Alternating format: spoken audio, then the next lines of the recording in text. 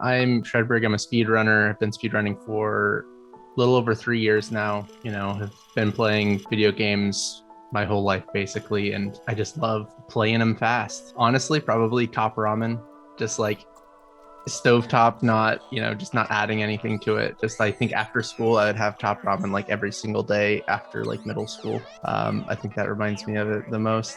One movie that had an impact on me, Eternal Sunshine of the Spotless Mind, I think is one of the first movies that like I hated it when the first time I watched it because I was like 13 and I was like, oh, or probably even younger than that. Oh, it's a Jim Carrey movie. This is gonna be funny, and it's not a funny movie. Then I rewatch it like years later, and I'm like, man, this movie is it's one of my favorite movies of all time. Super, just a great movie.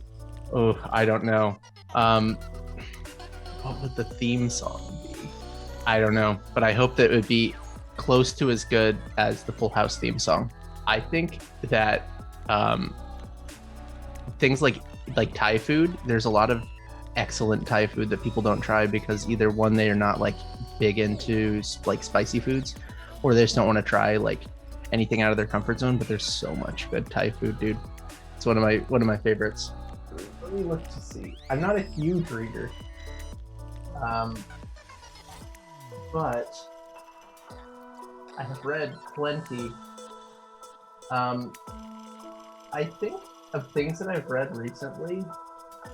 One's really good it's The Memory Police by, I don't know the name. It's by a Japanese author, and it was translated and released in 2019. It's like a very 1984 type thing, but a little bit different. But the dystopia type stuff is generally the same. It's pretty good. If you're into that kind of sci-fi dystopia stuff. Oh, probably watching sports. I'm big sports fan. As a kid, I used to be much more into sports than I am now. Like legitimately all of my free time would go into, like, after I was done with homework or anything, would just be watching whatever was on ESPN or whatever sports station. That's a good question. Last week I was just in I went to Point Reyes, which is in the Bay Area, California, San Francisco.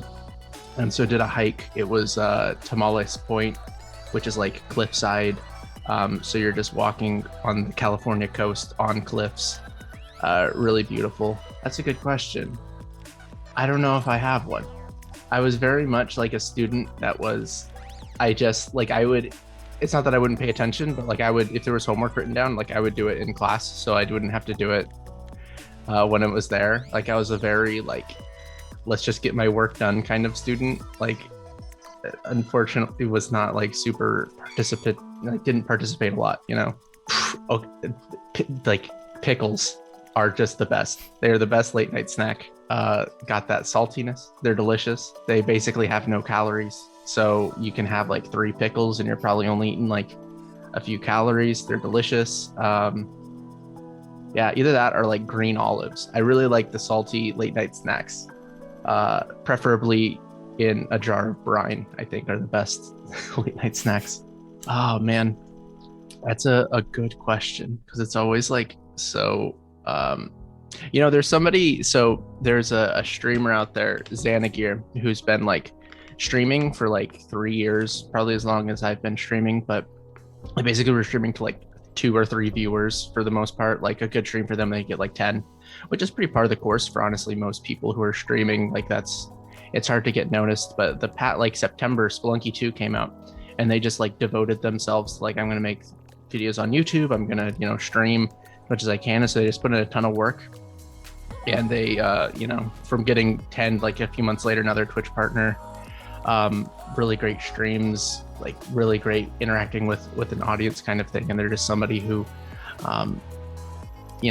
that kind of push and work ethic and trying to like find an audience is something I think is really inspiring.